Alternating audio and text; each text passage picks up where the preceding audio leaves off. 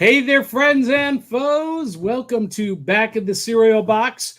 I am the prophet of pop culture, John Pica. You can call me Johnny. And normally, this would be an episode of New Comics. Yum! And I might talk about some new comics tonight. I got a stack including Betty Page, Queen of the Nile, with that label on it. Not for sale to minors. And I'm not sure why yet, but it's wrapped in plastic and taped up.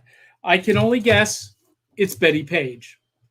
And got a big, I got a ton of stuff. And we might talk about that later on. If not, I will leave it for Morning Mini Bites because we've got some very special guests joining us to talk about this Falcon and the Winter Soldier. Still not working. And we're very excited about that. We've got a very special guest joining us. Lucas Leverett, the Facebook fugitive, and Kelly Gettner from Phoenix Sisters Cosplay, and also the host of Drunk Comics on her own channel and Back Issue Breakfast Club on this channel. And Kelly, this morning, I was having a conversation with Ryan Permisson, and he was like, I don't know what to read. I'm new into comics, and I want to know what to get. And I said, you just got to tune in every Tuesday and watch Kelly, because she'll tell you what to read. That's my goal. Is I try to give something for people who've been reading for a while, but I try to take you by the hand and say, hey, if you like these characters in other media, there's something you can read. Speaking of Falcon and the Winter Soldier, I did review. Marvel had a series called Falcon and the Winter Soldier, which I think was a nice tie-in, and I did review that a few episodes back, so go looking for that review. Yeah, so that's awesome. And also, Lucas, we need to plug your weekly show, the Brewing Controversy Show. Yeah. Without using any of the colorful language you use on the show,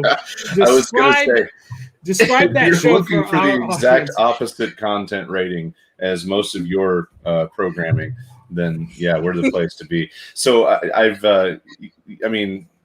there's so much history. We've all been doing this for a long time. And one of the project that I've decided to put a little bit of energy into is a new concept for a video / podcast that's basically a couple of things I love to do, which is to drink craft beer and talk about current events and politics. So I got a buddy of mine as co-host, David, and we've been just kind of building it grassroots, and we'll put everything the way we want it, and then we'll make an actual splash. But right now, Brewing Controversy is available on Facebook.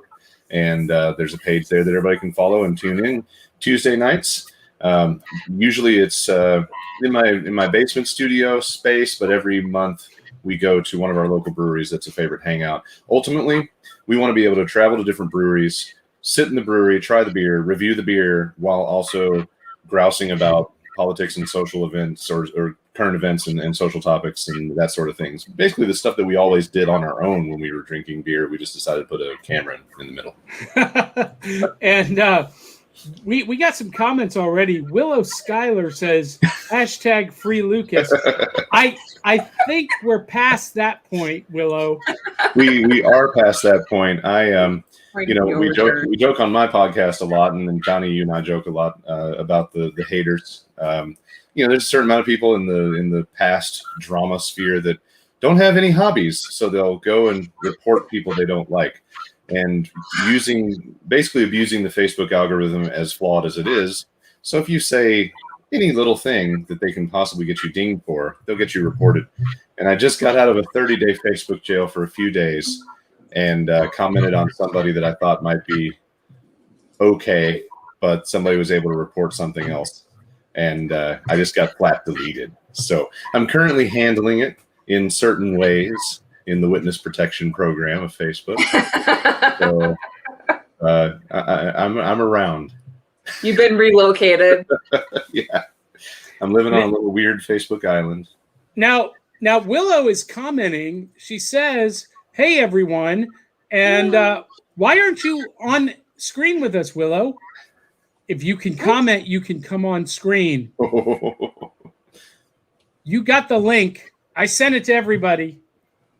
And Comic Talk with Pops Van Zant is watching. So we welcome you, Pops. And for anybody else who is watching, if you're not familiar with how this works, you get to interact with us by posting your comments and letting us know letting us know what you think about what we're talking about. You get to interact with us, and if it goes well, I will open up the lines for other people to join us for a minute on camera. Now, Willow hasn't watched the show yet. Oh. Spoilers. Is this still okay? I don't know if somebody's turned this into something that you're going to get banned from a platform for. Is this still shame on you, or does it have like a dirty connotation or a racist symbol? Yeah, no, we can't shame anybody for anything anymore.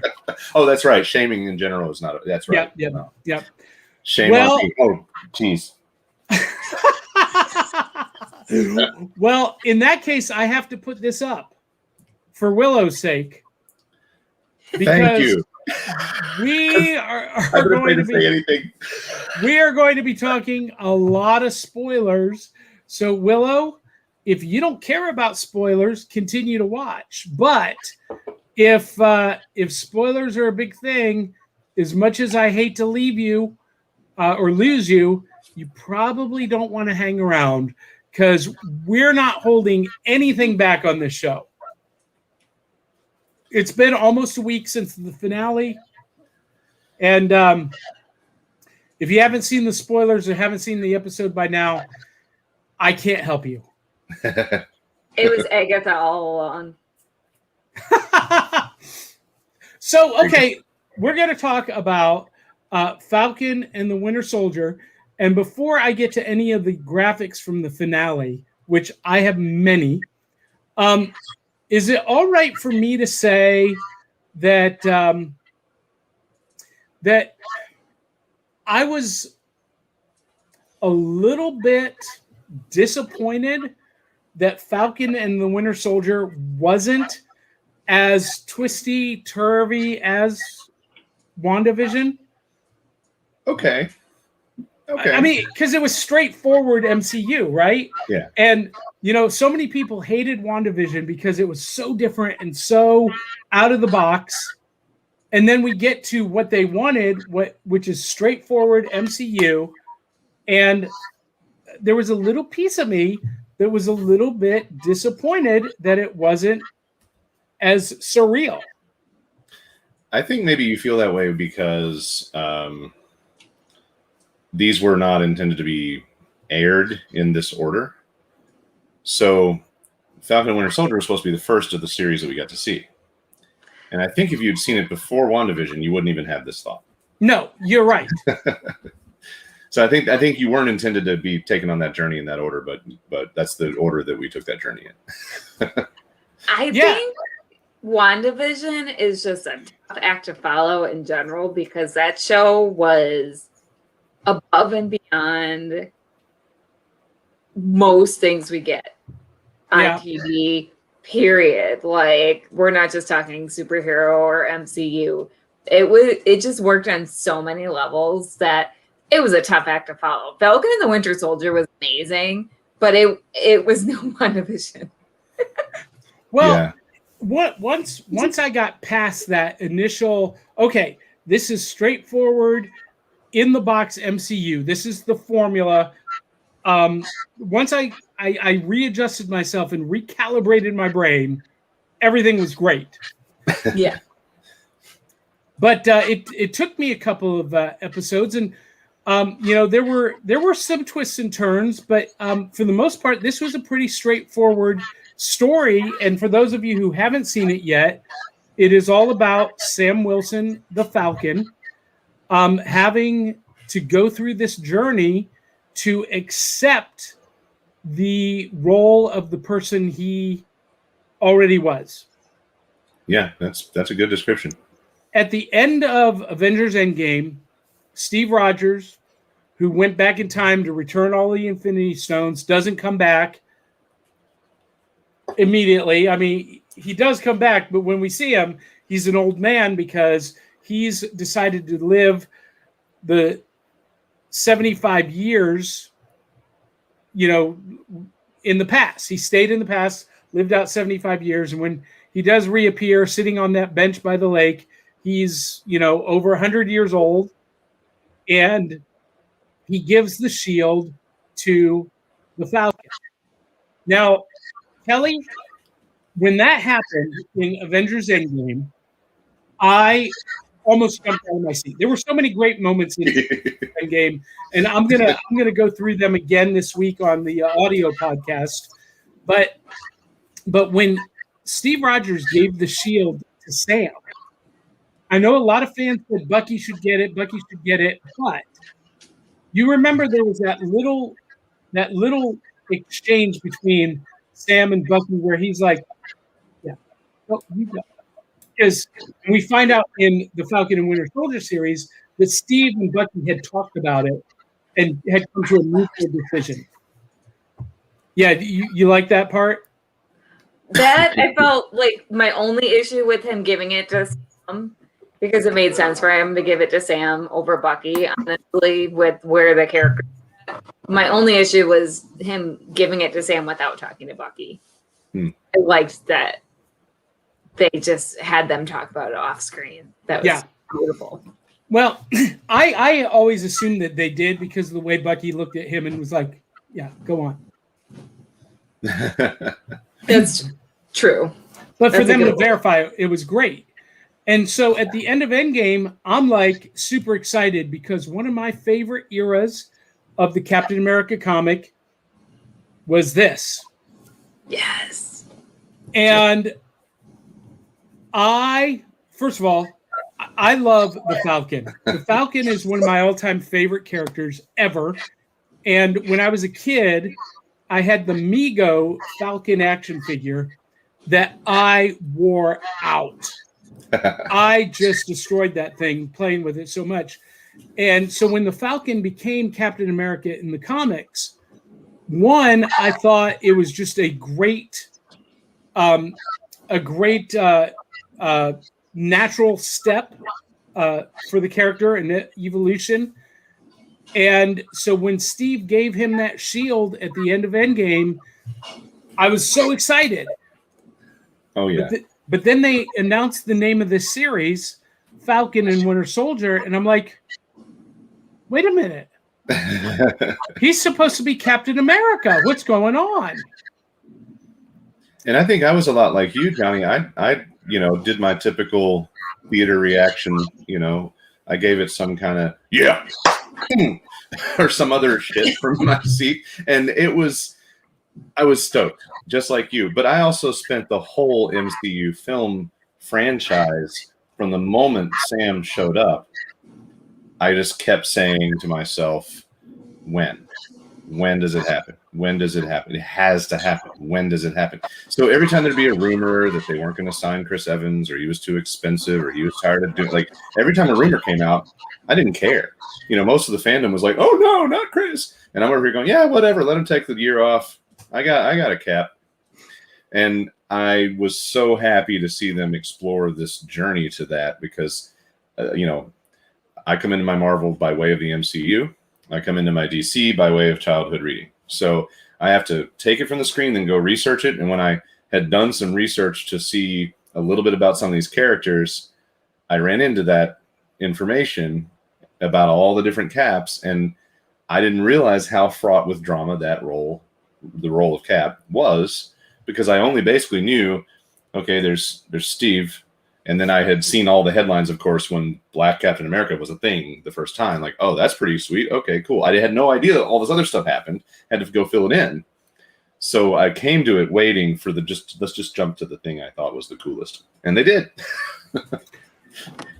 Well, and so that's an interesting point, Lucas. This series took basically 40 years of stories from the Captain America comics and distilled them into 6 45-minute to hour-long episodes and did it fantastically. Let's talk first about the character of Bucky Barnes. We learn in this series why Bucky Barnes was not the obvious choice to take the shield. He had a lot of stuff he had to deal with. Yeah. Kelly, you want to comment on that? Oh, Bucky is one of my favorite characters in the MCU and one of my favorite characters in Marvel Comics. So happy that he's been done really well. I really loved that they actually showed him going to therapy and the therapist didn't turn out to be evil. I love that. So often that's what happens. And I love that the whole series, therapy and mental health was a theme. And it was really, his journey really was about his mental health. Like, yeah, obviously there's a bunch of action. And that's important, that's fun. But it was really about him finding peace within himself. And Sam helped him get there because how did we meet Sam? Sam bonded with Steve over PTSD and the fact that Sam knew how to counsel soldiers with PTSD. That's such an important part of Sam's character. That's why one of the reasons Sam is the obvious choice for the next Captain America, because the world needs someone with that compassion. And which I know this is about Bucky, but it made them just a perfect pairing for this series and just perfect to help each other on their journey. Sam was perfect to help Bucky on his journey. It was beautifully done. And can we talk about the chemistry between the two of them? Yes. I mean, they lucked out in a way, but they nurtured something that was beautiful from the first screen test. And I think you get it all. You get the buddy comedy, the buddy serious. You get a little bit of all the buddy thing, but then you also get these two upstanding characters that can entirely separate and then reunify repeatedly with that chemistry that you're talking about. It's great, solid gold. Yeah, and the scene with them having to go to therapy together was that was fantastic. That was one of the funniest things, and it's just the two of them sitting in a chair facing each other, and it worked. And I loved that moment when Sam asks him, "Can't you just accept that I did what I thought was right?" And Bucky says, "Well, you giving up the shield makes me think that Steve was wrong about you. And if he was wrong about you, then he was wrong about me." And that had real world connotations, real world consequences for him. Yeah. Just repeating those lines just made the hair on the back of my neck, what little there is, stand up. That was heartbreaking. Yeah, they went to a lot of good places in a lot of great ways. And I really feel like they took their time with some of the stuff they needed to take their time with, and then they paid it back later on. DL says it was couples therapy too. Hey, DL, why aren't you on the screen with us? You can jump on here. We'd love to have you. It was basically couples therapy, which was hilarious. But the other thing this series did, which I thought did really tastefully. And DL says she's working. Well, I'm glad that we're able to be a part of your work day, DL. Love you and miss you, baby. So the other thing that this series did really well, besides dealing with mental health, it took on the subject of race and race relations and civil rights, but not in a hit you over the head with it, or in a the all white man is evil kind of thing, but in a very tactful, tasteful, yet significantly relevant way. And I really like that. I mean, I I watched some videos from some people who do what we do on YouTube, and I'm not going to name their names, but you know who they are, Kelly. And some of the guys, there's one show that has 6 white guys in their parents' basement, basically having an angry white guy sausage fest, and they were all like, Marvel has gone woke, and this is going to be awful, and yada, yada, yada. And I didn't get that at all. I thought they addressed a very real issue in a very relevant way, but without making it like a thing. Does that make sense? Oh, yeah. It worked with the story. It was very natural. And also, it didn't feel white people were writing this story. I know it's hard to put in words. Like, white people were writing this story because they felt like they had to meet some quota. It felt like this story was written by people who actually understood the issues they were writing about and maybe had lived experience. I don't know for sure what the racial makeup of the writers' room was, but it felt like people who actually understood racial inequality were writing the story, and it came across as more authentic than just like a white person sitting down and saying, we're going to be woke. Not that white people can't write these stories well. I'm not saying that either. But it wasn't forced. It was an organic part of the story. Well, and Malcolm Spellman is I don't pretend to know by looking, but definitely not a straight up white dude. But his care, I think, in not giving those guys any real red meat.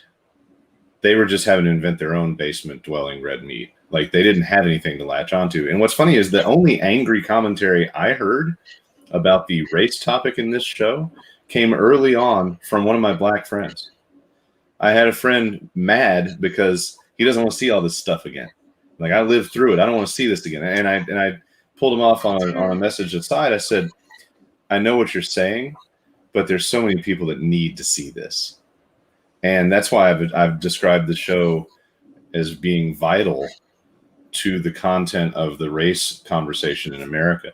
And I think by the end of the show, he changed the opinion that he was developing. Right at first, he was really peeved, and I understood why. But I said, you got to give it time, I think, because I believe they're setting us up for the opportunity for a whole lot of people to learn a whole lot of stuff that they really might not have understood. And if you were educated enough, you saw the ties and the shadows of Tuskegee, etc., being reflected in the story. But some people don't know about any of this stuff. And now they might actually go read about, like, why did they tell that story? Oh, that was kind of a thing that happened. And, it's a gateway for the people that don't know, and a great go-to for people that do. And I really hope that most people see the complete 6 episodes as a really great journey on so many fronts. Well, and so for those of you who don't know, and if you don't, why are you watching this right now?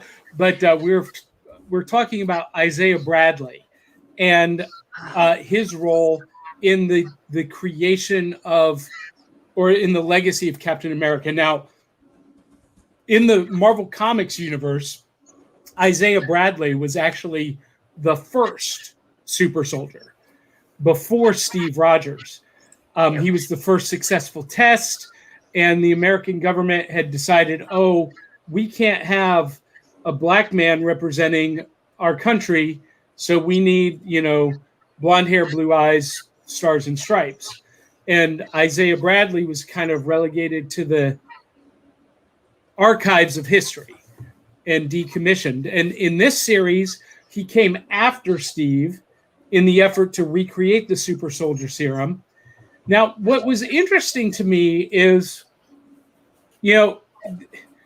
he talks about how there were 6 of them, and he was the only one who survived it.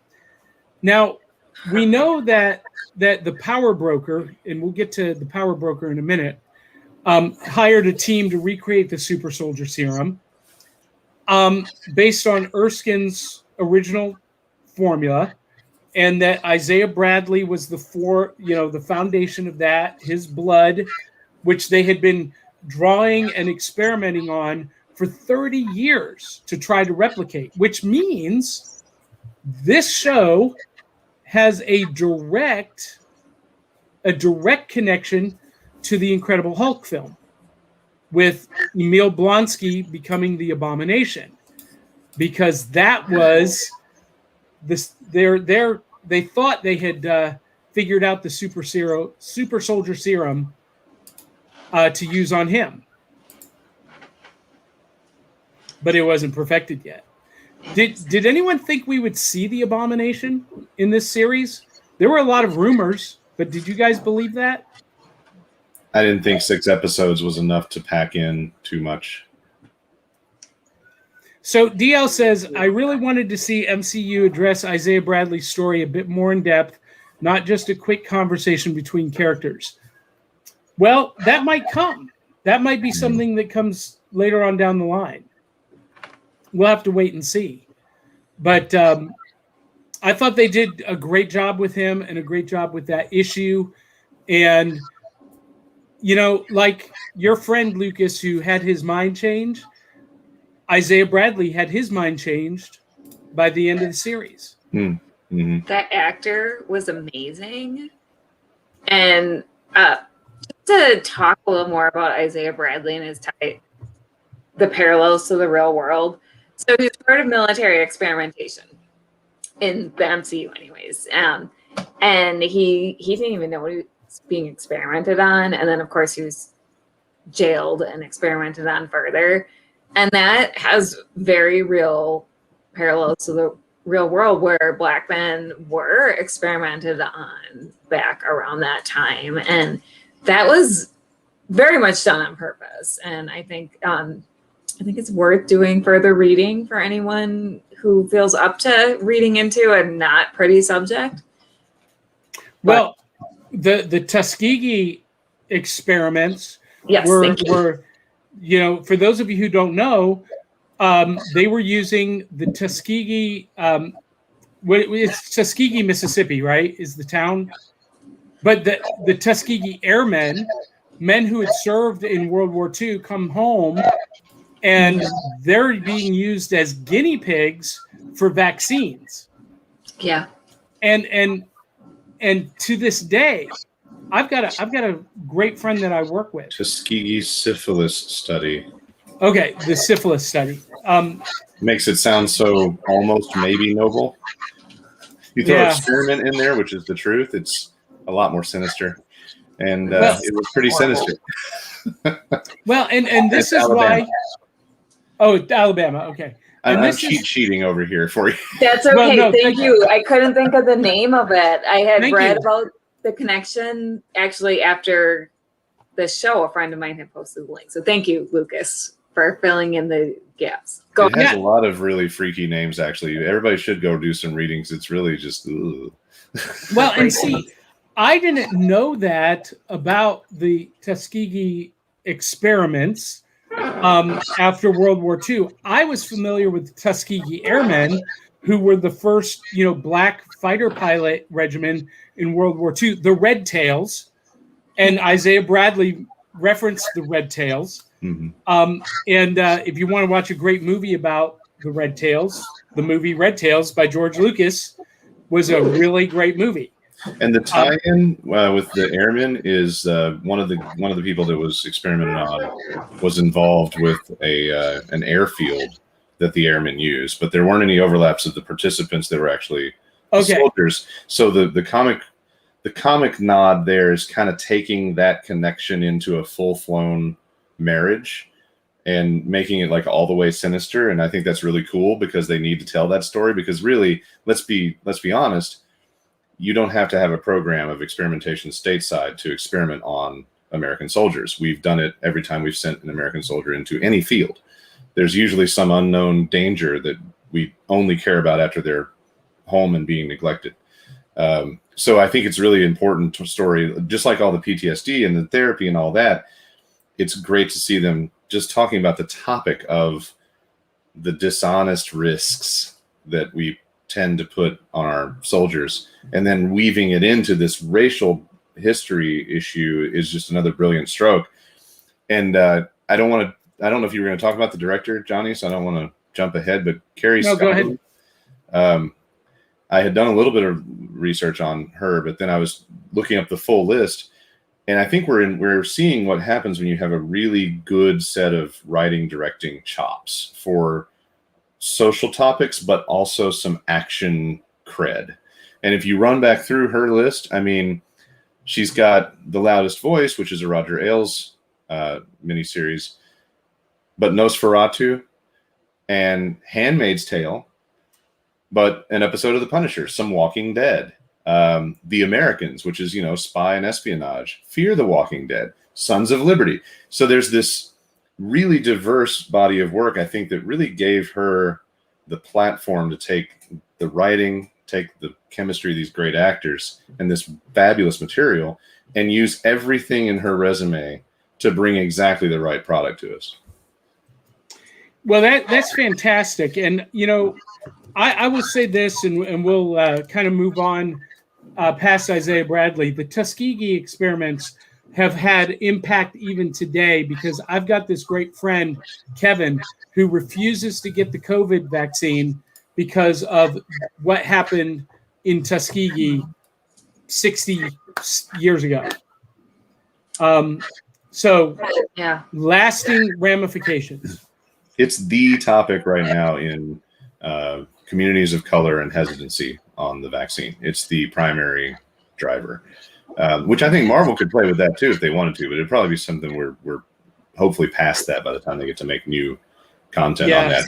I do want to, before we drop off of Isaiah Bradley, how in the world, they managed to find a guy not only with great chops and a good body of work, but also just looked just like the guy.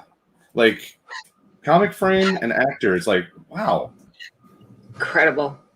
Well, that's something the MCU has always done exceptionally well. Their casting is, dead on. And not just with Isaiah Bradley, but we got to talk about John Walker. Of all of the characters in this series, John Walker's character arc, I think, was the best for me.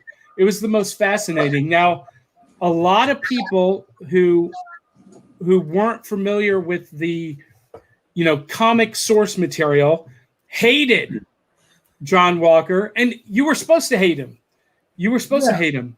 But a lot of people hadn't realized that, back in the late 80s, Steve Rogers had been stripped of the mantle of Captain America, and the federal government hired John Walker, who had already been given not just super soldier powers, but above and beyond super strength by the power broker.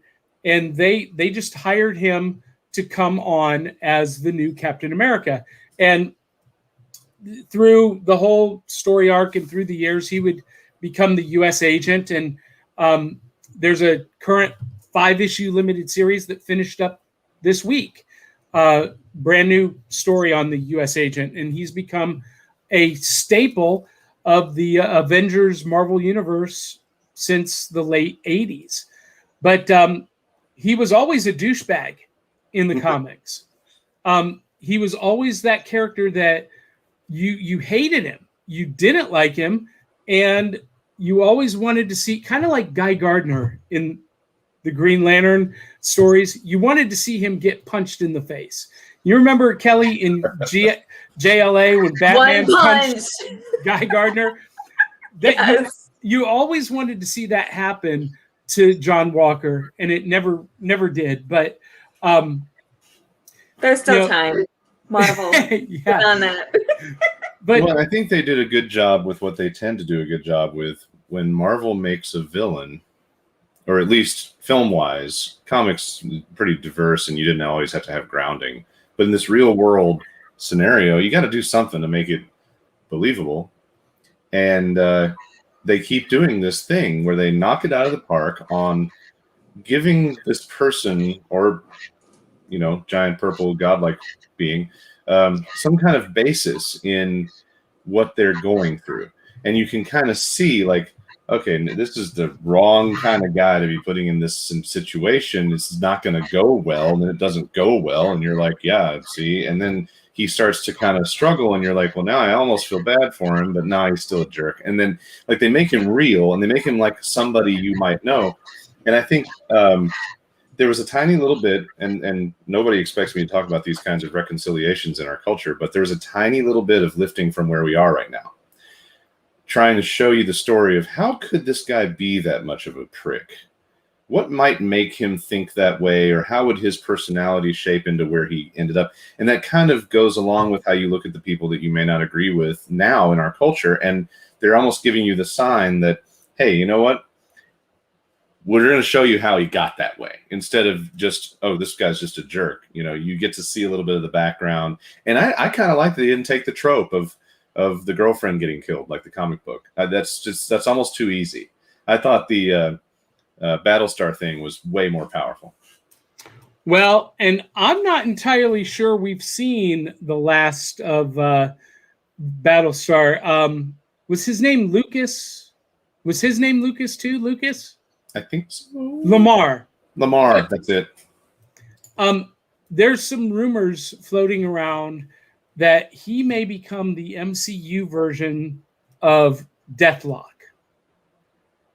Okay. Deathlock is he is a soldier who was killed in battle, who was basically resurrected through cybernetics and became a cyborg warrior soldier. And we've already seen Deathlock in Agents of S.H.I.E.L.D. So there's a rumor that might happen with Battlestar. That could work. Yeah, it could. And I the whole time I kept asking myself, what is the government thinking sending two non-powered agents into the field against 8 super soldiers? How did they think that was going to turn out? I mean, their accomplishments were great. The shield is great, but I mean, at least Bucky has the serum and a cybernetic arm, and at least Sam has the combat experience against threats like Thanos and the Black Order. I think it was a commentary on our overconfidence in our military equipment. Honestly, I think it made a tiny commentary on leaders that don't actually have to do the fighting, feeling like if they just take the expensive toy and give it to some guy, he can go be successful. And that does not work because they don't have the same spirit, ethos, skill, background, etc. And I thought it was interesting there's a lot of cool ways that they really poke the government villainy at you in this show without being, none of it is on the nose enough that it's preachy. None of these lessons. Yeah. Well, in that regard, DL mentioned, I know I wasn't the only one happy to see Contessa Valentina Allegra de Fontaine, or Val. You could call me Val, just not out loud, in your head. For those of you who don't know who she is kind of the female counterpart to Nick Fury. She's had a lot of iterations in the comics over the last 40, 50 years. Notably, she was Madam Hydra. In this series, it's obvious that she's not. I don't think she's working for Hydra. I think she is working for an agency of the government, the American government. I think that she's probably working directly under Thunderbolt Ross. I like that one. Ooh. And I think the rumor that we are going to get the Thunderbolts in the MCU is probably going to play out. Now, some of the characters that they suggested to be a part of that Thunderbolts team died in this series, like Batroc the Leaper. And even my son was like, who is that guy? I don't remember that guy. But he, he fought Captain America to a standstill in Captain America: The Winter Soldier, and he got kind of punked out here by was it Carly or was it Val that did it? Who pulled the trigger on him? Do you remember, Kelly? No, I'm blanking. I'm sorry. Because someone just shot him blank dead. Or was it Zemo? I think it was Zemo. I think it was Zemo. I'm looking it up now because no. Sharon Carter put the bullet in Carly Morgenthau. Mm-hmm. And there's another character that we had a lot of empathy for. That one world, one people, that's something I've preached for a long time. I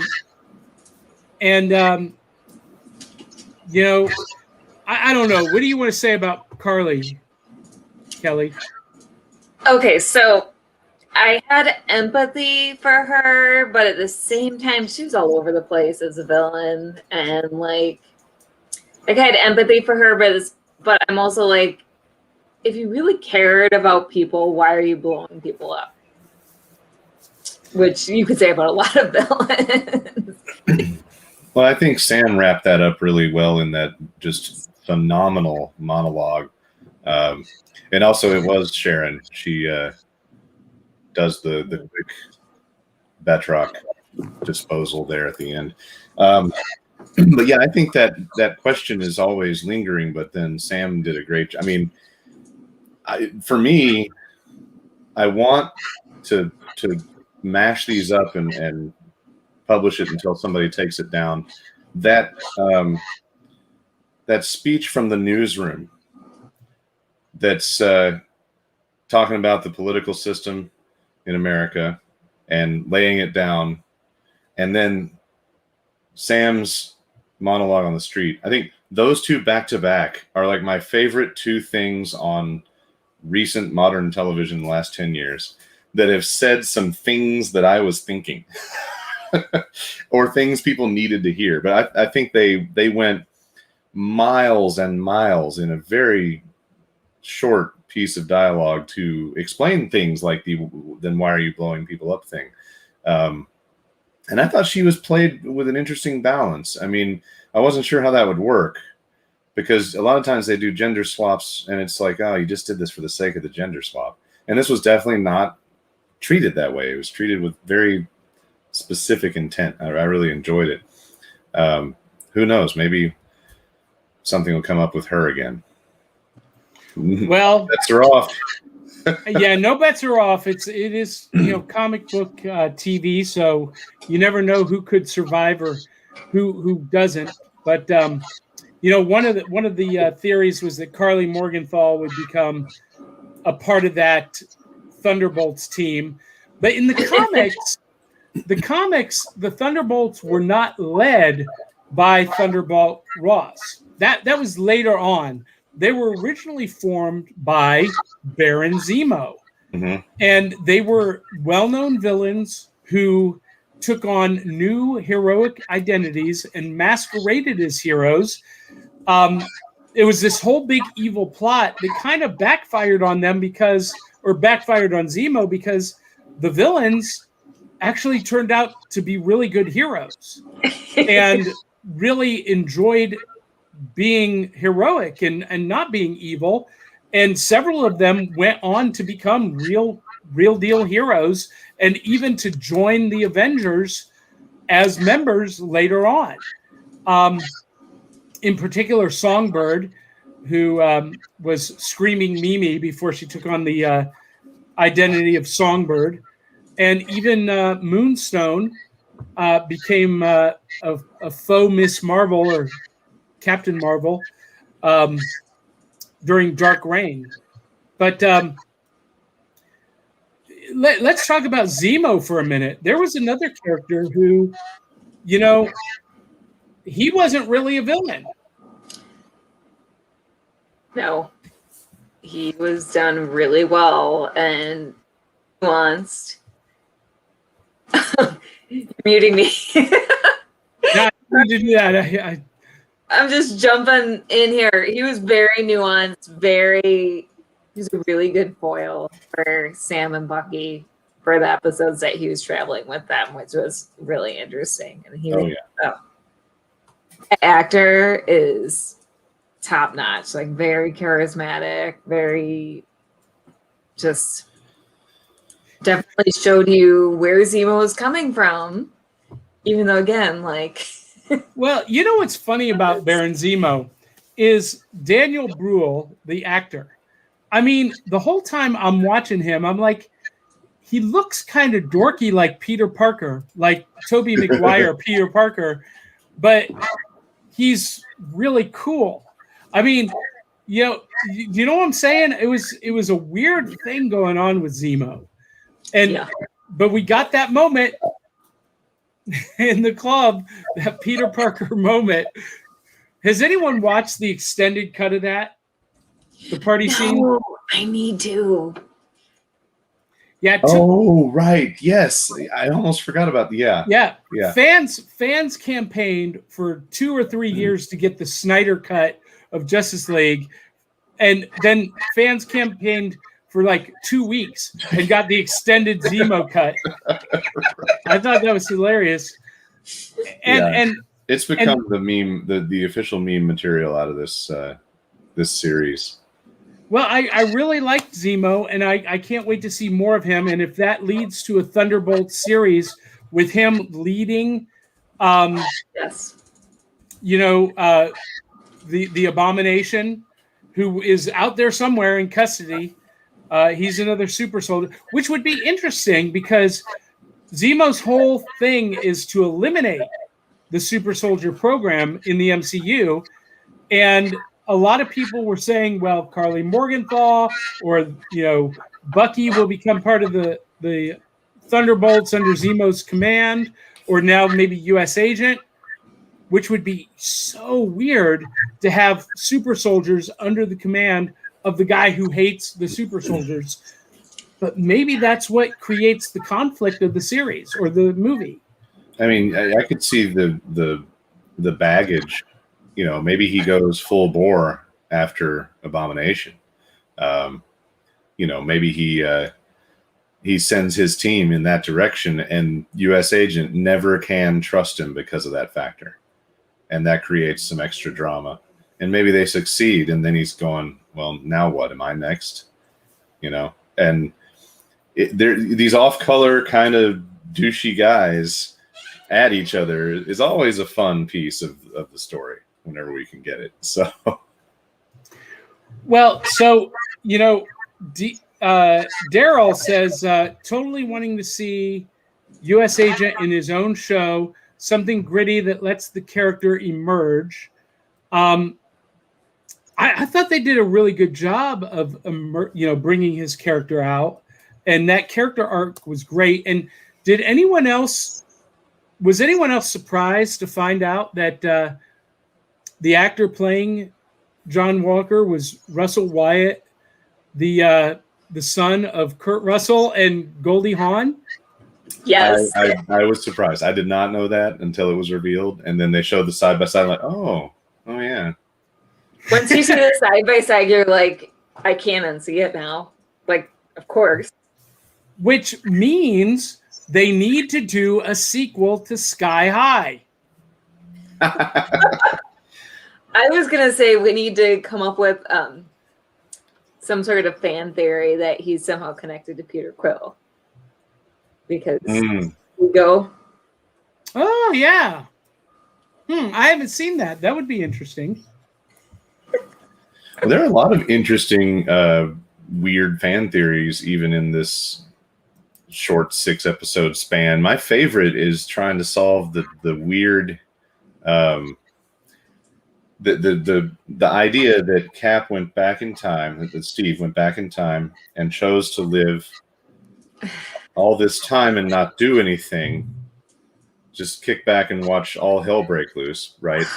And then, sit on the shield in a case long enough to give it to Sam. So there was this theory, and I cannot re-describe it. You're going to have to go look at it. I think it's Ryan Airy, Screen Crush, one of those YouTube channels, but talks about how that may not be the same shield, that it may be a different universe shield that was always Sam's shield that Steve went and snatched because he knew it belonged to him anyway, or something. It's a really interesting concept, and it presents this duplicity of the idea that there was already another Cap handling things so that Steve could just be old and live his 75-year history. So there's a lot of interesting tangles when you start thinking about the time travel. And the guys, the showrunners and filmmakers have never really made an explanation that makes any sense. So, it gets confusing, but there's never been a clear-cut answer as to, well, wait a minute. So that's something they're holding back for later on. Maybe, yeah. Sorry, go on. Well, because we've seen flashbacks of Hank Pym as Ant-Man with Janet Van Dyne. We know that Peggy Carter founded S.H.I.E.L.D., and as far as we can tell, nothing that Steve Rogers did changed that. So I think he must have gone back in time to a point after the Peggy Carter TV series. Because everything was created and founded and went along as it should. So maybe there's a story to be told about a undercover Steve Rogers working in the field, doing things in secret. I don't know. I think that's why they're holding back so much of that. Yeah, could be. There's a really funny college humor video about how dumb that is, and about Steve just kind of sitting back and Peggy's reading him the news line or the news headlines of the day. He's like, "Oh," and just not saying anything. And then Peggy's like, "Oh, look at my brother's daughter that was just born. Isn't she cute? Couldn't you just kiss her?" And he's like, "Oh."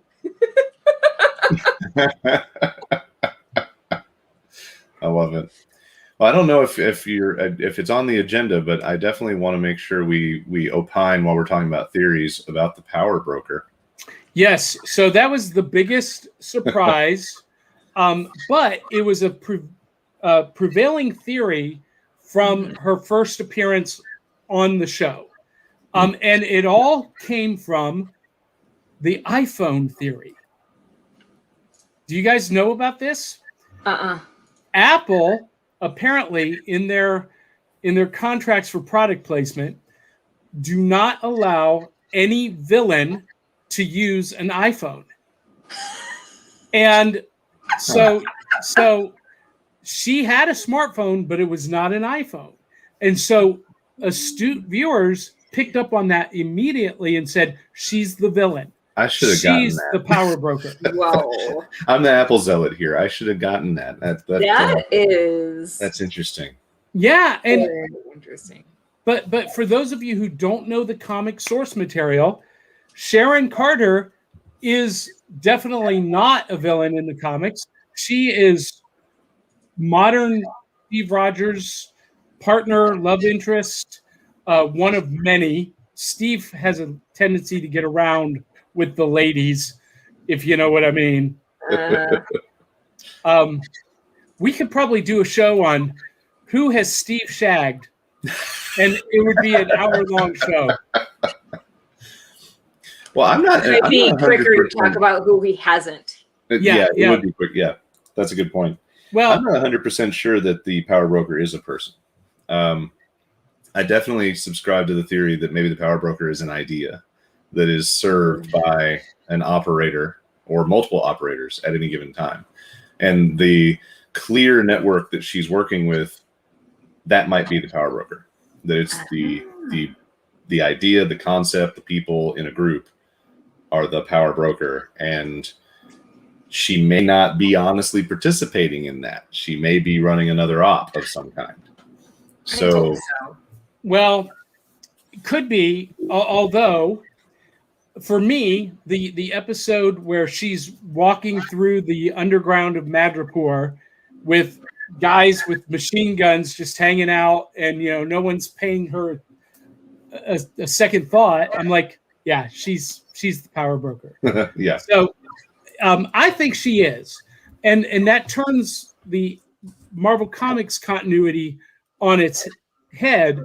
But here's where this gets really interesting, Kelly, is that she's now been reinstated into that circle, the former Shield, now Sword, which means she's probably on a collision course with Monica Rambeau.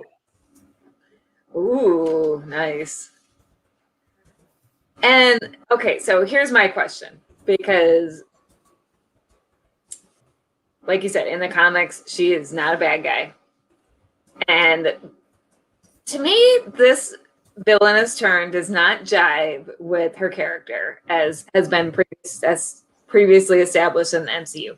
Even given that she was left out on her own, and it doesn't jive. It just is not. Is she a Skrull or being mind controlled? Or could be.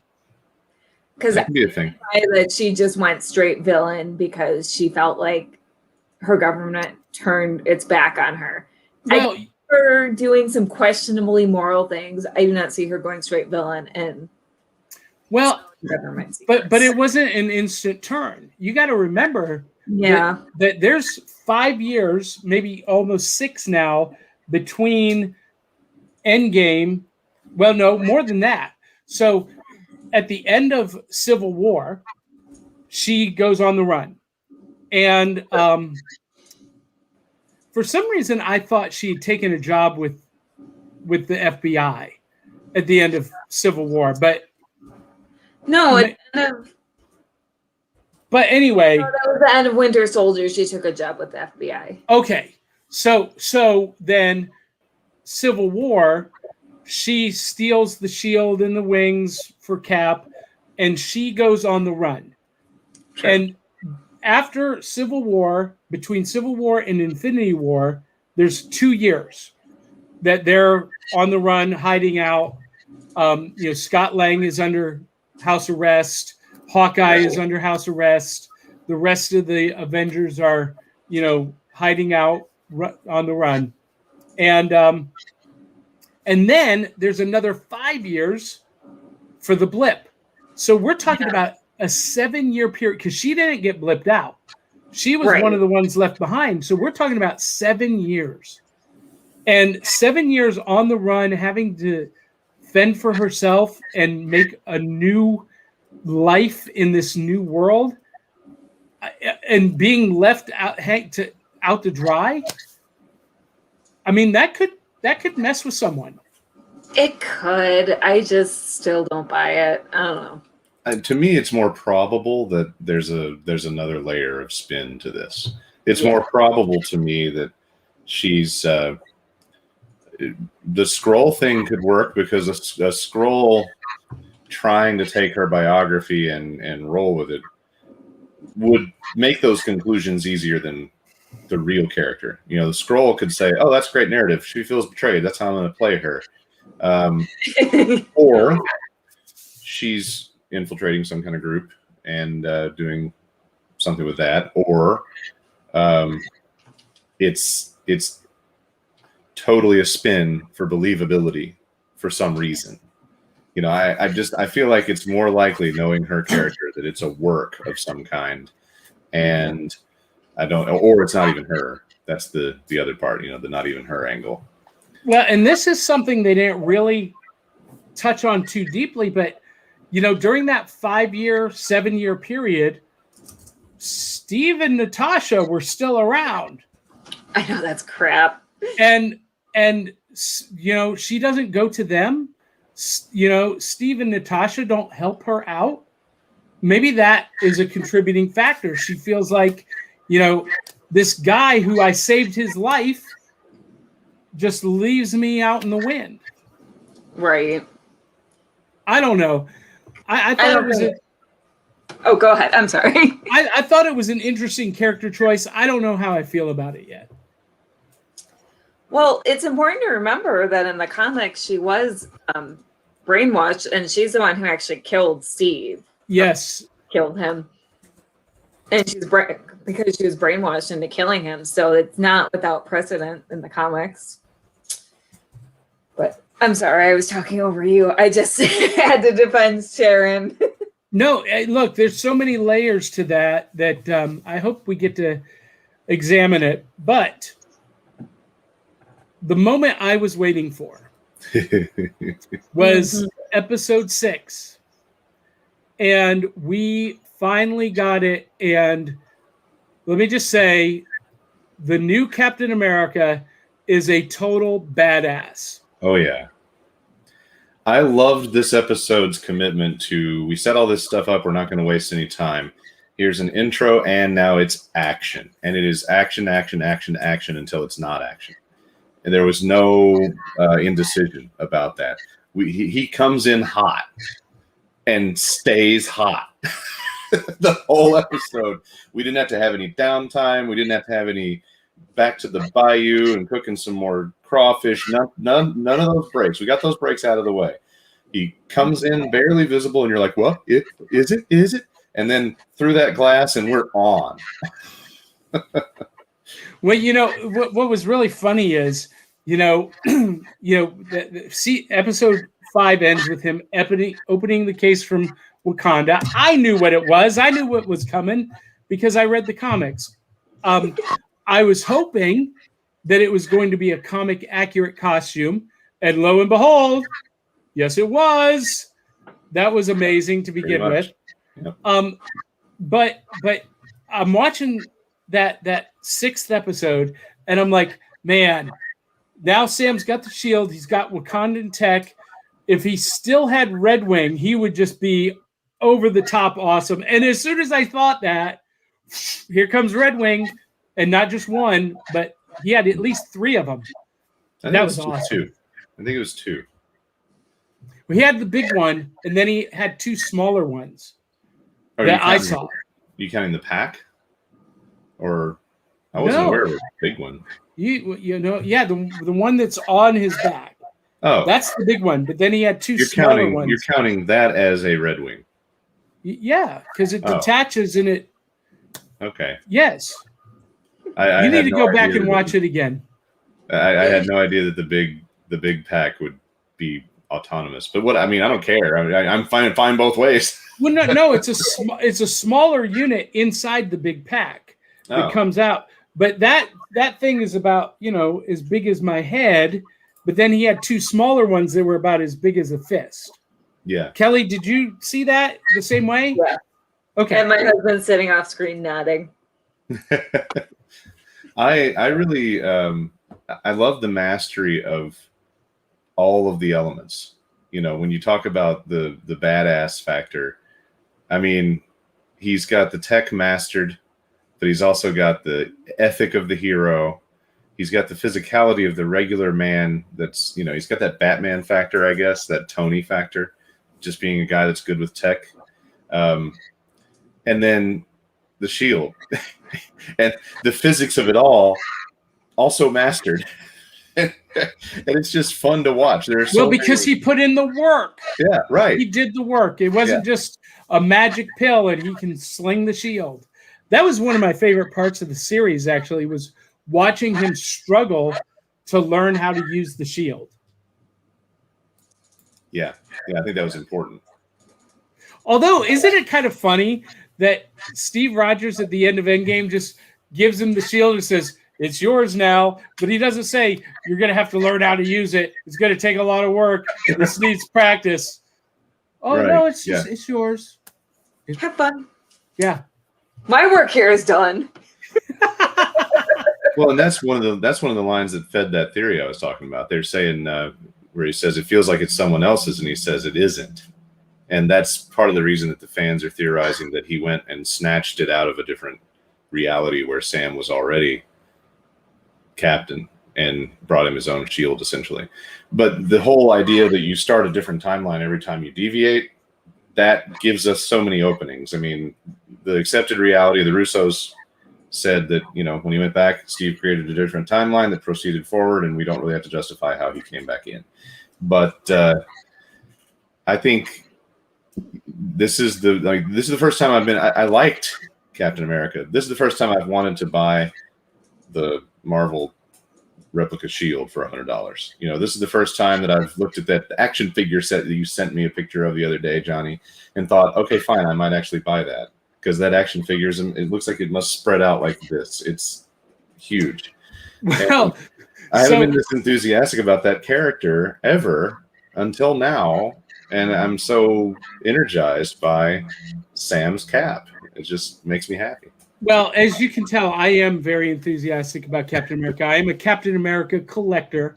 I don't necessarily collect the monthly comic series, but I collect, the trade collections and a lot of merchandise. I have all of the Captain America figures that they've done over the years, and I've got 2 different shields. One's just a cheap Halloween costume shield. The other one is the Marvel Legends shield that I'm still trying to figure out how to mount on the wall. But I love Captain America, and I loved Sam Wilson as Captain America in the comics. And so to have him embrace that destiny, embrace that identity, and as we got at the end of the episode, Captain America and the Winter Soldier will return.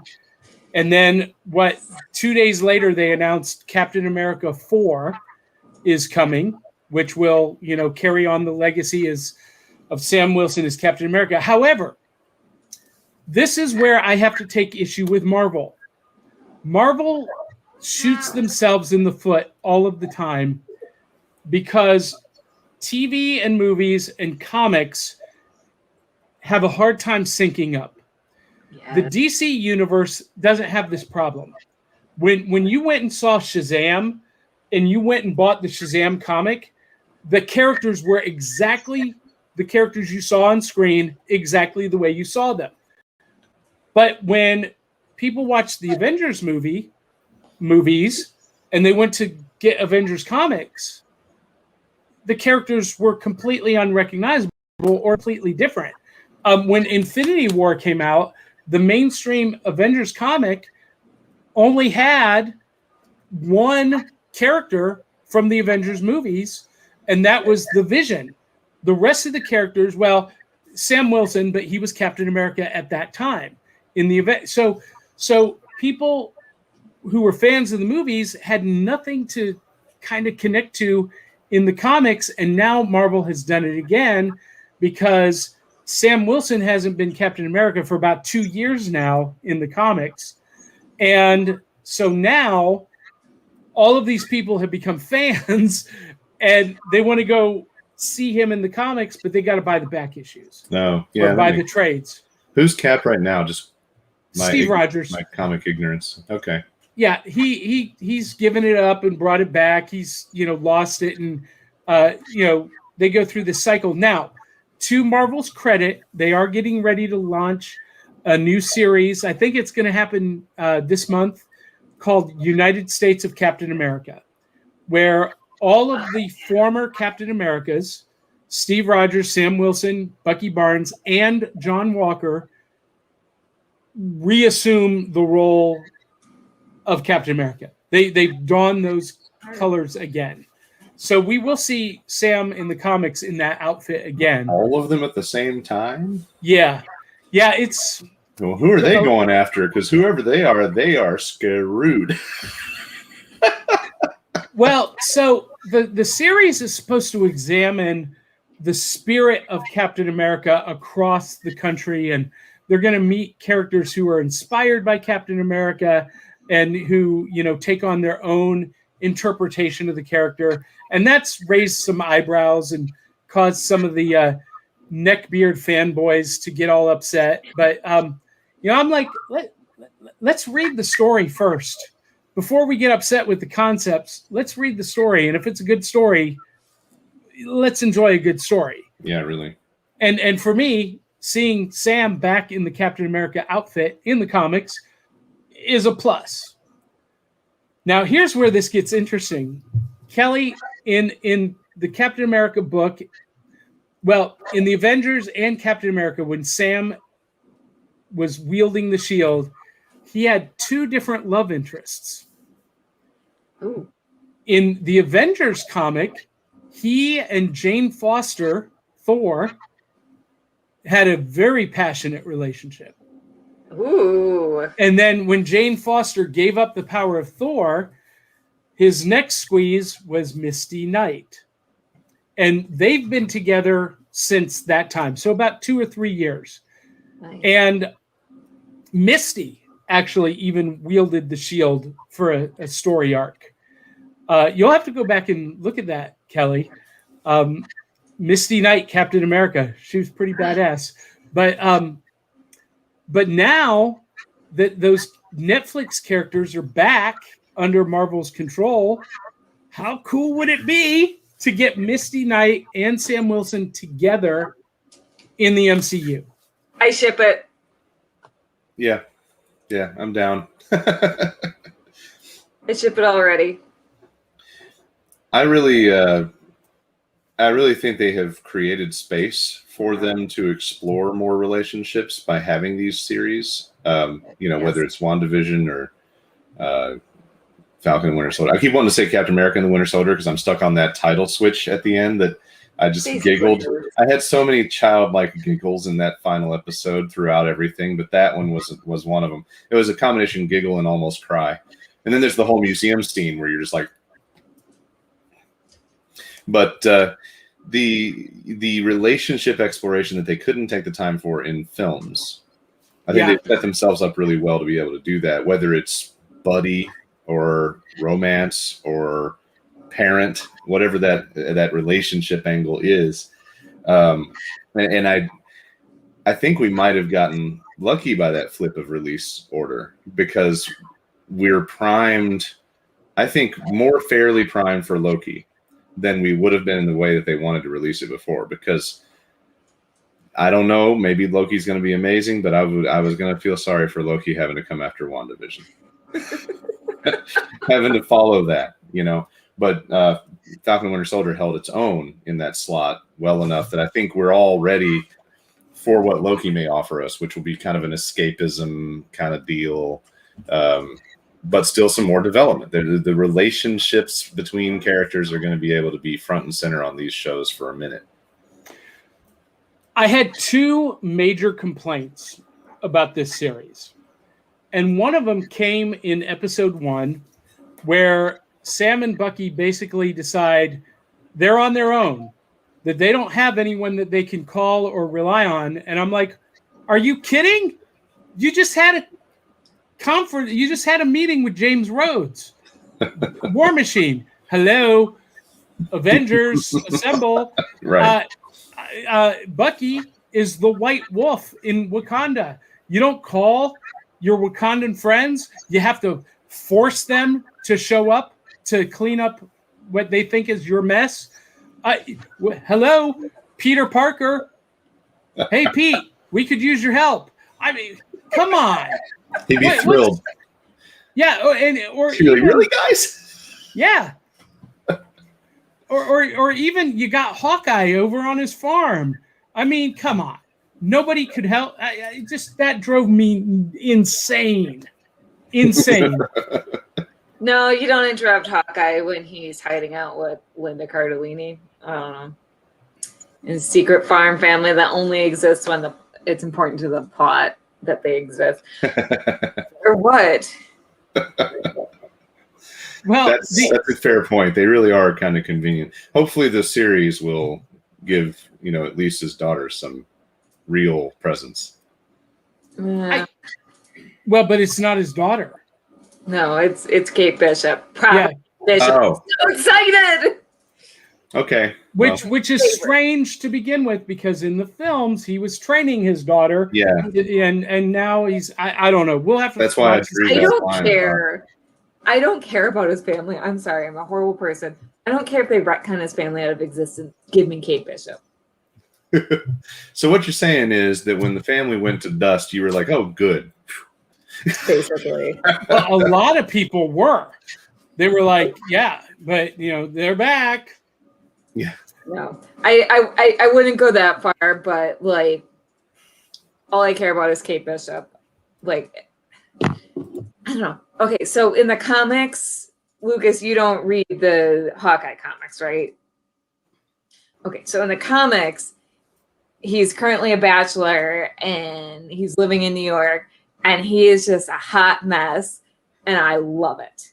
He's the kind of person that like will stub his toe on a counter and be like, "Oh, counter," and like he's barely recognizable from the MCU version. And don't get me wrong, I like the MCU version, but it's just so different.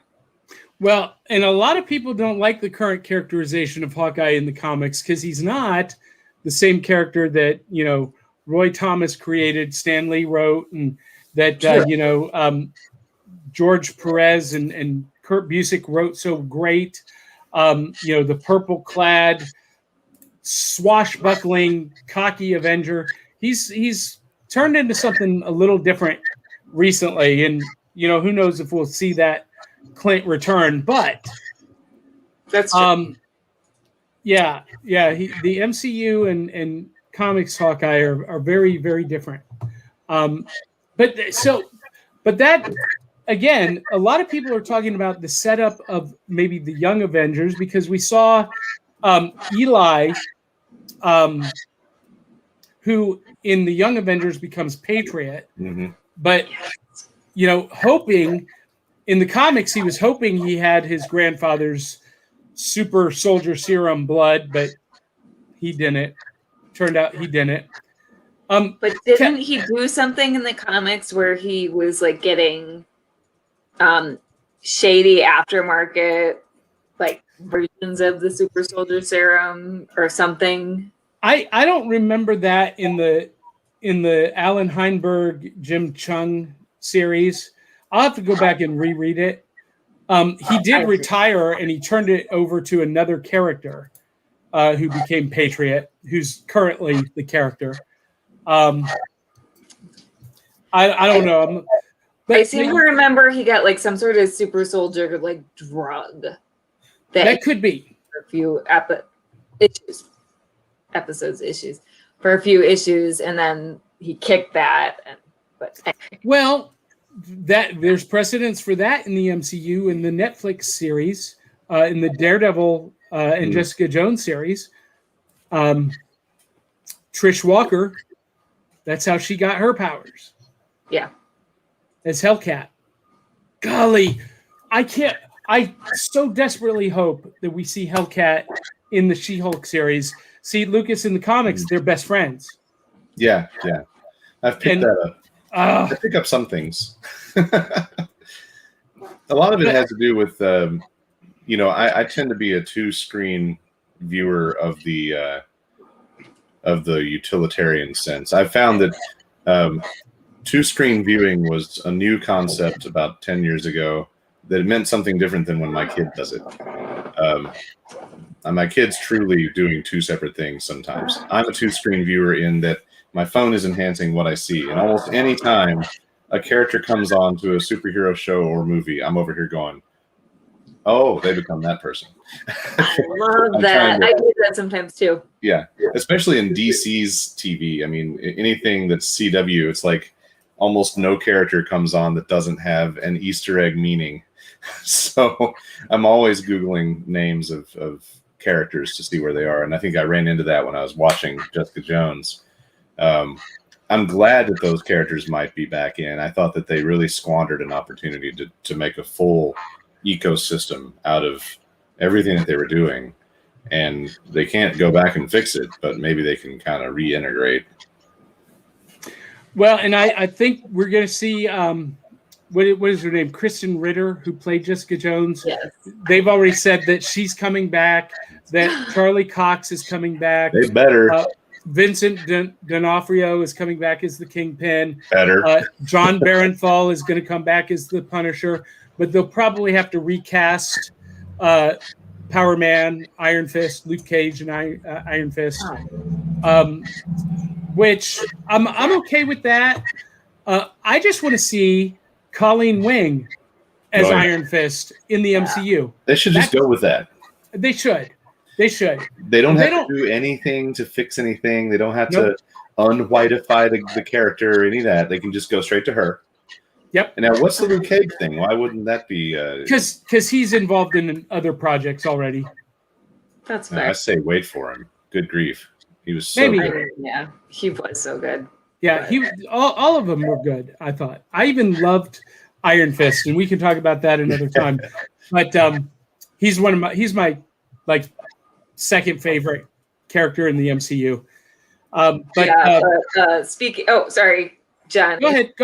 Speaking of Young Avengers, and we discussed this on your Facebook, and Young Avengers and Kristen Ritter coming back. Jessica Jones in the comics actually mentored the Young Avengers. That's right. I want to see that so bad. I know that her character's in a different place, character-wise, but I want to see that. That would be fun. Yeah, like give it to me. Take my money, Marvel. Yeah. The solid gold of some of those scenes that is indeed possible. I mean, you know, take any female character doing something and having her just kind of like, oh, okay, honey, come here. Having these heart-to-hearts about reality. And with who we have playing Kate Bishop, I can picture them playing. Oh yeah, two actresses playing well off of each other. Well, it's an interesting theory. It looks like they're setting up the Young Avengers, but at the same time, there's a whole new storyline with the adult Avengers, with the new Captain America, Winter Soldier, Monica Rambeau, Wanda and Vision. I mean, right there is a hell of a team. I kind of figure they're just Avengers. I don't know that they're going to young anything. I think you're going to have just Avengers. Maybe. And they cycle. You know, there's new blood cycling in. You know, just like Dark Avengers or whatever would be kind of corny. Marvel tends to cut the corny part unless they're in a movie that's got a comic, colorful spin. You know, like Guardians. So that's why I think Thunderbolts is such a safe bet, because Thunderbolts works better for what they're doing with the MCU than Dark Avengers. You know, so I think just the Avengers works for this whole landscape, probably, or maybe the West Coast thing. Maybe because you can split up into a couple of operating groups. Well, and in the comics, Kate Bishop leads the West Coast Avengers today. Yeah. I picked up that trade a few weeks ago, by the way. And so that's going to be reviewed in a future episode. Spoilers. Back issue Breakfast Club. I really enjoyed that run of the West Coast Avengers. It was completely different from the original West Coast Avengers, but in a good way. And I thought it was a lot of fun. And I never would have thought that I would like Gwenpool until I read her solo series. Love her, and loved her even more as a West Coast Avenger. I can't wait to see your review on that. Thank you. Well, it was your recommendation. So what? It up, actually. Oh, go ahead. No. Finish your thought. I took my 6-year-old nephew to the comic shop for his very first trip ever. He asked my sister if he could buy a comic, and I was like, "Can I go with you?" He was like a kid in a candy store. That's awesome. That's fantastic. So there was one other thing that irritated me about this series, and that was in the finale that Bucky Barnes did not take the name White Wolf. Right. Why not? Why not? I don't understand. I think because there's more story left to tell there. I don't know if they had a vehicle for it. They had a lot to get done. Well, no, I mean, all he has to do is say, "I am no longer the Winter Soldier. I am the White Wolf." Yeah, he could have said that to his therapist when he talks about, I crossed off all the names, and in a good way. I am no longer the Winter Soldier. I am now the White Wolf. They could have even, that's a really good point, Johnny. That would have been a really artful way to do that. They could have even been more subtle and just had it signed. Right. You know? Yeah. Because they flirted with that name. They trotted it out early in the series. So And I think all of the fans thought that was a really cool end of that arc, that he would become the White Wolf. Mm-hmm. But now the rumors are that they're playing with him taking the name Nomad from the comic stories, throughout the years. And I don't know. I always thought that was kind of a goofy thing that they did. Captain America became Nomad for a while. Then Bucky Barnes was Nomad after I don't know. all the villains are shaking their boots because Nomad's coming. Yeah. White Wolf sounds so cool. And it has a direct tie-in to Black Panther 2, where we could, see him continue that story as part of the adopted Wakandan culture. Which I liked his tie-ins with the Wakandans. I mean, and maybe there won't be room for him in Black Panther 2, but I did really like that he kind of showed how part of his healing journey, or we got to see a little more of his healing journey in Wakanda. I had a friend post a meme about Bucky Barnes and Sam's sister Sarah, and he said the Winter Soldier has a type, and I was like, yeah, man, I have a type too. It's the Dora Milaje. Let me tell you what, those chicks, they're my type. I'm just telling you. Uh-oh, Lucas is frozen up, or he's become catatonic. Yeah.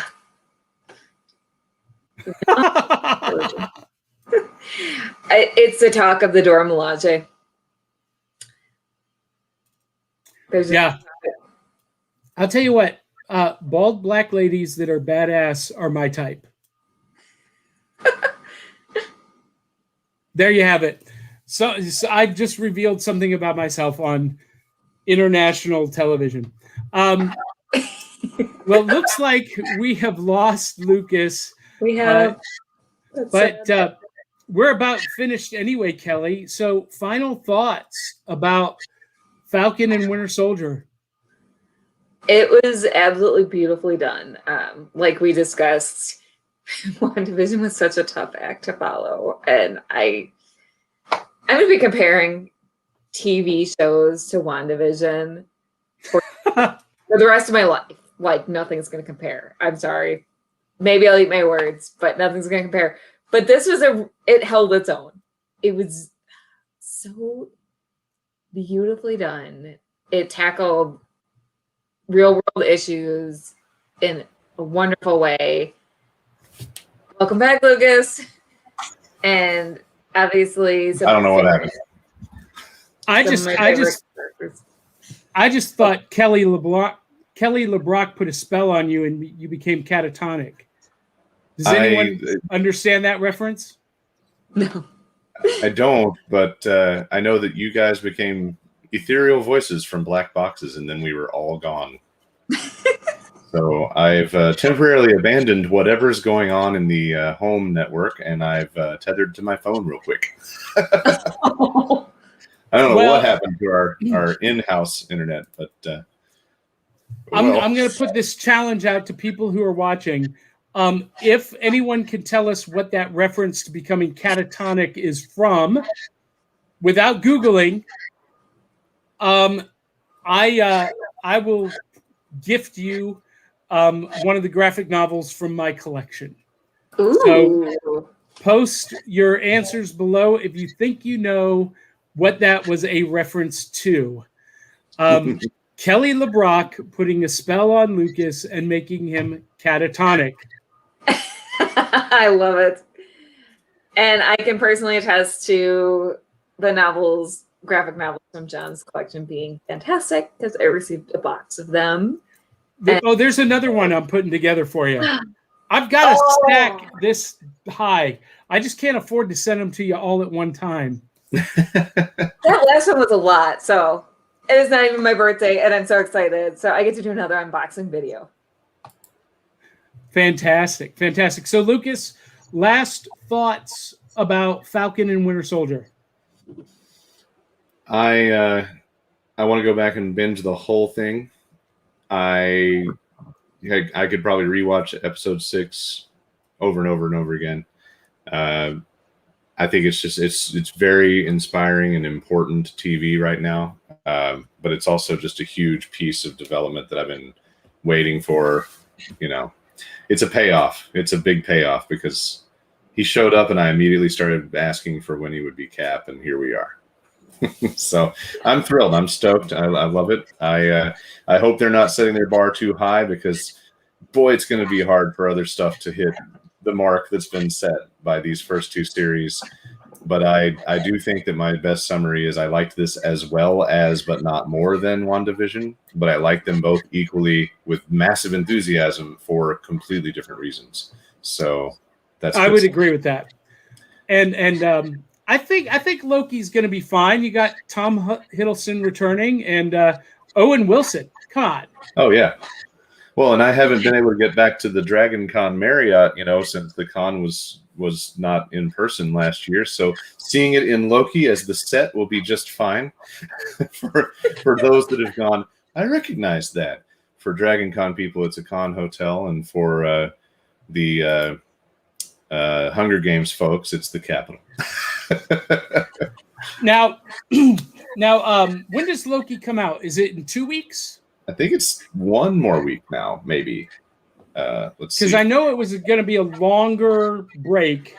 Yeah, it's a longer break. Not super much. June 11th. I am Googling for you all. Looks like June 11th is the... Whoa, that's a real long break. Yeah, that's like a month.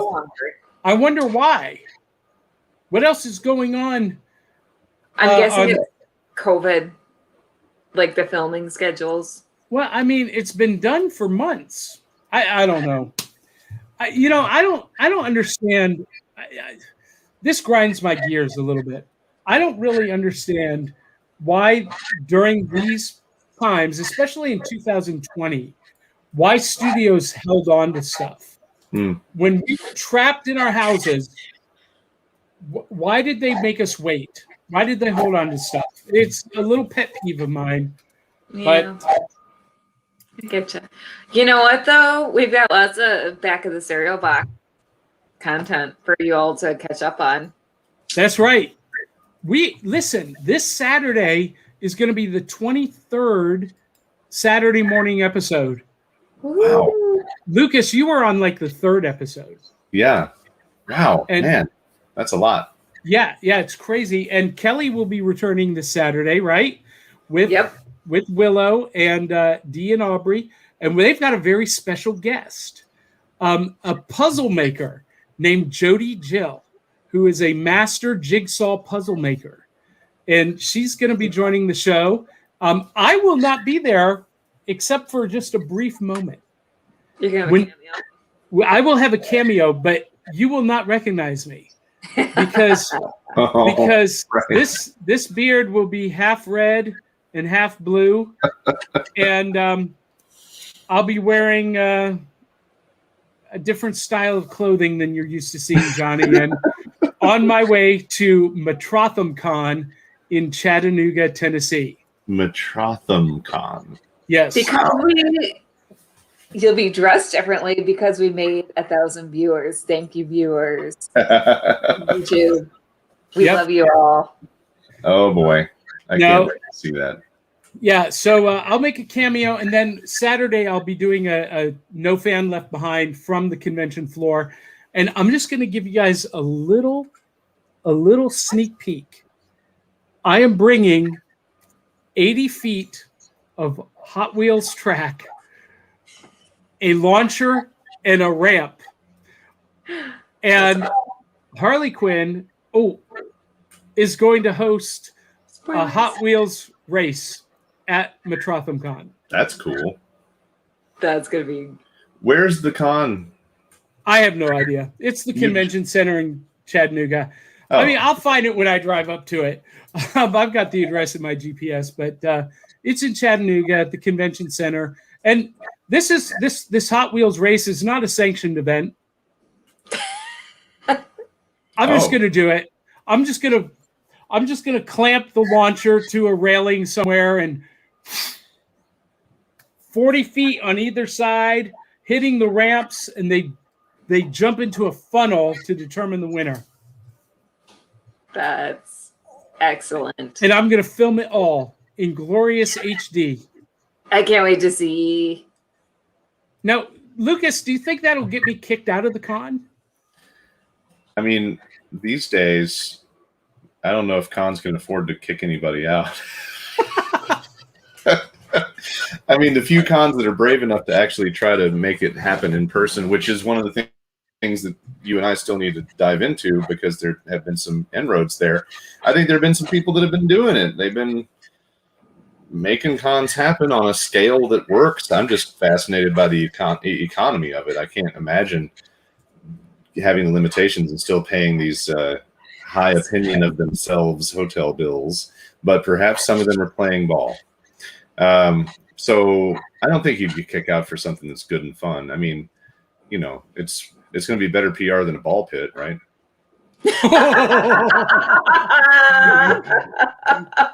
I understood that reference. And with that, I'm just going to give my final opinion of Captain America and Winter Soldier. It was everything that I hoped it would be, to see Sam's journey to, overcome his own imposter syndrome, his own hangups with, societal issues, and to embrace the gift that he was given by Steve Rogers to become Captain America. And man, I love it. I love it. And Lucas, I loved it so much that I did something that I've never done ever before. Because that Marvel Legends set, it's the Disney Plus MCU Marvel Legends collection. Mm-hmm.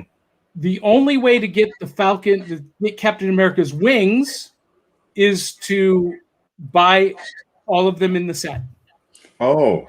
Yes. So you have to collect them all and build the wings. So they come with, okay, now it all makes sense. It's a build-a-figure thing. Oh, geez. Okay.